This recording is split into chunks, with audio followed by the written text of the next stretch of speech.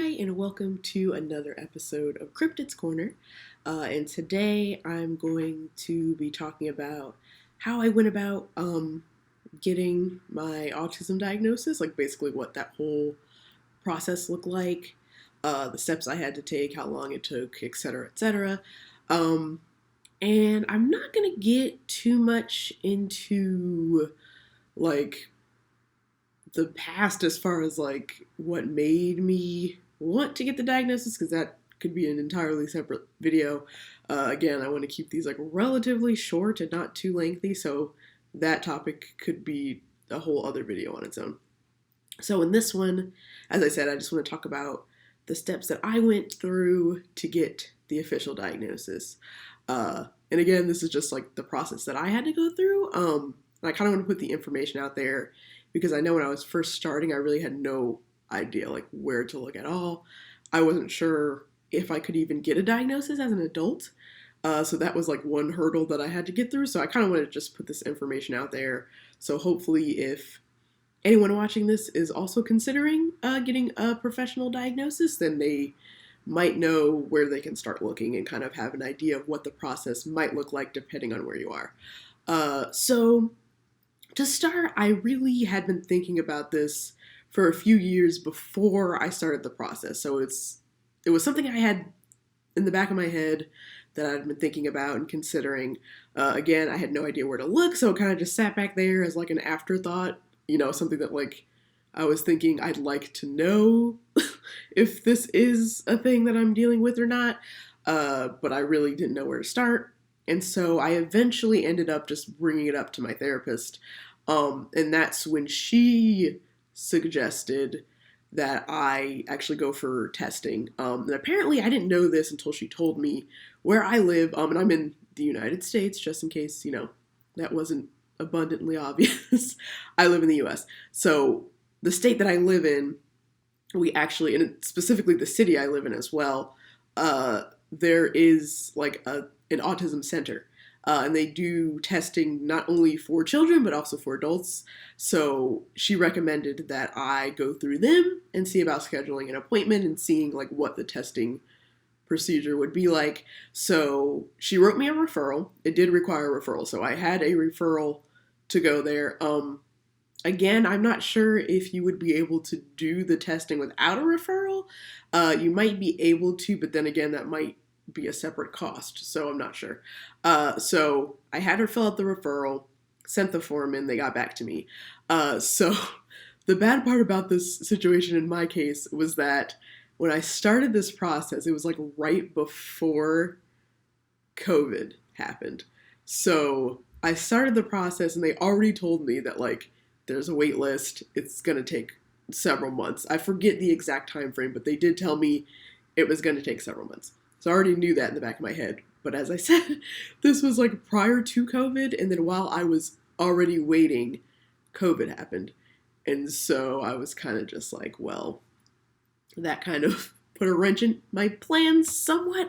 I did reach out to them just asking like if that was going to push back my date any further. They got back to me and said no, that like that would have no bearing on like when I got my appointment. So thankfully that didn't push anything back. And I actually ended up hearing back from them sooner than I thought. So I want to say like 6 months was like the furthest date, and they ended up getting back to me before like that 6-month mark, letting me know that they had an opening and that they could like get me started. So for me, the process kind of started like this. The first thing that they have you do is like an initial interview. So the initial interview is pretty much what it sounds like. It's just like you talk to a psychologist and it's nothing serious. It kind of reminded me of, like those like days in class that everybody hates, like, oh, like tell me about yourself. And, it's kind of just like that awkward, like, I don't know what to say. So basically you have to do that for an hour. And I know I made it sound very painful, but it honestly it wasn't anything bad. You're just sitting there talking to someone. They ask you a few questions, but for the most part, they kind of let you just talk. And by this point, it was just, for me, it was video, like on video because of everything that's going on, nothing in person. So That would also have changed if things were more normal. I believe it would have been in person. So that's something to consider as well if you're thinking of going this route, is that like likely they would have you meet in person. Depending on your comfort level, I'm sure if you were not comfortable meeting in person, they would still be able to set something up via video. So that was the initial part, and then after that, they sent me a packet of forms that I had to fill out, and like this part was probably the most tedious for me and the most like nerve-wracking and time-consuming, is because they send you a ton of forms, and they're just like questionnaires and stuff that you have to answer. And not only did I have to answer, but they sent me forms for my mom to fill out as well. Basically forms about my childhood and things that I probably wouldn't know or like remember. So she had to fill out that portion of the forms, and like we tried to do it as like quickly as possible because I didn't want to like delay any more time, because they really stressed like they needed these forms, and like the sooner that you were able to send them back, the sooner the process could like move forward. So I spent like the night that I got them, I spent like that whole night like filling out the form. But it's just like they're very tedious. They ask you like a bunch of questions that you have to like really sit and think hard about like how you engage socially, your day-to-day life, just like various like questions, most of which you would expect to fill out. Some of them were very difficult. Like I couldn't think of, like some of them are like really random and like strange, and you might not really even know the answer to such questions. And like I said, again, there's just so many of them that like you do kind of feel like, okay, like feel a little bit burnt out. At least that was the case for me. Maybe if you like filling out tons of forms, maybe it would be fun for you. But for me, it was very tedious. And I know my mom also was like, like also on top of like trying to fill out these forms, like while you have like day-to-day stuff going on, you're working. So I know for my mom, it was like difficult because like she works, and like it was kind of hard to like get back and forth. I remember same thing with her. There are some questions where she was like, yeah, I don't know how to answer this question necessarily. But we got all the forms filled out, mailed them back, and then the next step after that, once they receive the forms, they let you know they received them, and they go ahead and schedule you for your second interview. And this is like the more like diagnostic part of the whole evaluation process. Like you, at least in my case, like again, I have to stress this, like I don't know how it works everywhere else. I'm just explaining like my story, like how it went for me. So for me, basically they had you do another like mini interview sort of exchange in the beginning, but then this one, the process is a lot longer. Like they told me like, yeah, it's going to be maybe like 2 hours, block out pretty much your whole morning. So I had to take the day off, like block out your whole morning, because this is like a lengthy process. So it was like a little mini interview in the beginning. Then you have to do, they call it like an IQ test, but like it's a version of an IQ test. And really they do that to like set like the baseline for what your responses should be based on like your developmental level, pretty much, because everyone's on a different level, and so they have to know like what your specific baseline is so they can then further evaluate you during the rest of the process, because like not everybody's going to be starting at the same level. So they have you do that. Those honestly were the most like nerve-wracking for me, because it's like, they can't tell you what the answers are, and they're not going to tell you whether you're choosing correctly or not. So it's kind of like, yeah, you just have to fill out a lot of it was puzzles and such. Again, I don't know. I know they gave me all the names of the forms and stuff. I don't know what all the tests are called. If you're really interested, I'm sure you could like look up the different versions of IQ tests. But yeah, there's like puzzles for one. There was like definitely a word definition one, bunch of other things that you have to do. And then of course, like the second part is more on the like social, emotional side of things. And so you have to like look at pictures and describe what's happening, yada, yada, yada, the whole 9 yards. And then once you finish doing that, you kind of have a break then, because that's everything that they need. They have to like go over everything. But what I did really like about the process, and what made it a lot easier, was the fact that they let me know like before everything that they would have a response for me that same day. So like there is no waiting, like you have to wait in the beginning, but there's no, once you get the ball rolling, there's no like, they try not to have you waiting for like extended periods of time, because they already know that going through this process is very like nerve-wracking and it makes people anxious and nervous. And so they know that you're already worrying. So they try to like ease your worry at least somewhat and let you know that like they're not going to sit on it. Like they will get back to you as quickly as possible. So they did end up getting back to me that afternoon with all the results. And for me personally, it was not a shock because, as I said in the beginning, this is something that's been in the back of my mind for a while. There are people in my family that are on the spectrum, so this was not something that I was unfamiliar with. It was just like, I went through the process personally just for my own peace of mind, and just so that I would understand myself a little bit better. So I was not really going into it like feeling one way or the other. Like I didn't look at it as like a good or bad thing. I just kind of looked at it as a thing that I needed to do for my own growth.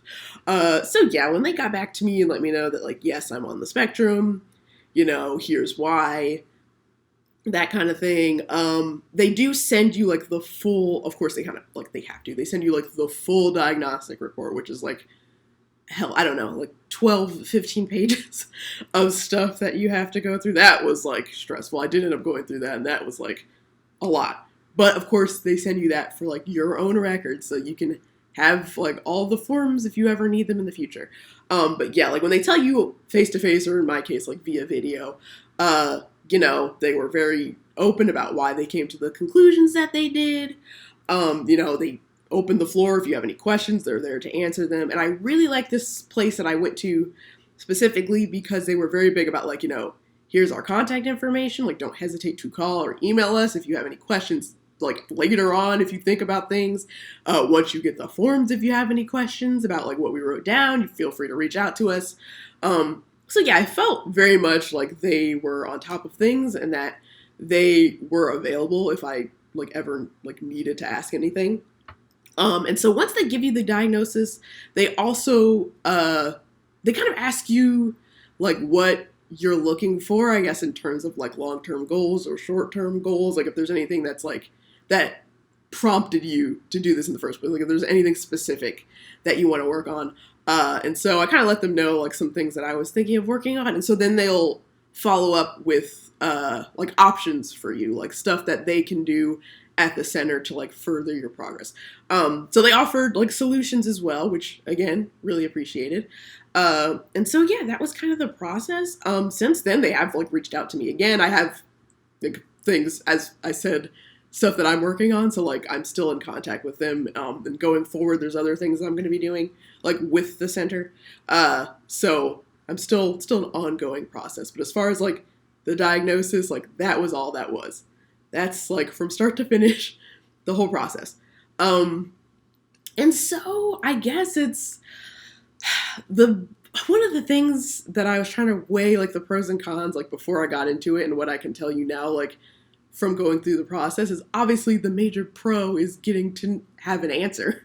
And like hopefully having resources that are as helpful as the ones that I found are. And the cons, of course, unfortunately, if you are in the US, money. None of this stuff was cheap. And I have health insurance, but like even with my insurance, I still had to pay out of pocket. And again, it was not cheap.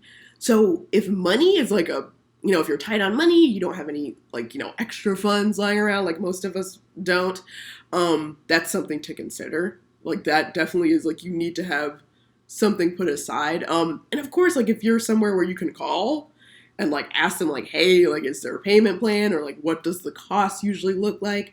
I'm sure they'd be willing to work with you. Again, it might be different depending on where you are, but for me, I know the cost was a big, that would be a big bar for a lot of people, like the cost of having to pay for the tests and stuff. It's not, it's a pretty penny. It's not very cheap. But again, for me, I just wanted to have an official diagnosis. If you feel like you don't need one, then that's fine. If you don't want to go through this whole process, there's nothing wrong with that.